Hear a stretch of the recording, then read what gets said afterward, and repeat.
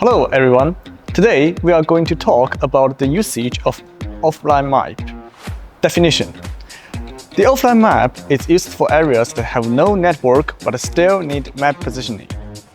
We can cache the map of target area in advance when we are in a network environment. When we go to this area without a network, the map can still be displayed. Process 1. Start the Agri Assistant app. Tap Start. Then, tap Settings and choose More. 2. Tap Create behind Map Offline Cache. 3.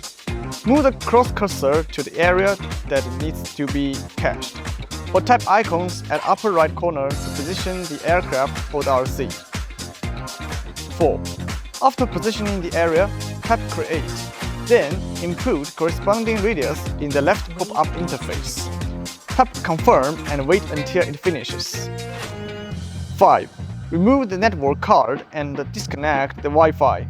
Tap Enable Map Cache and check if it is normal. 6.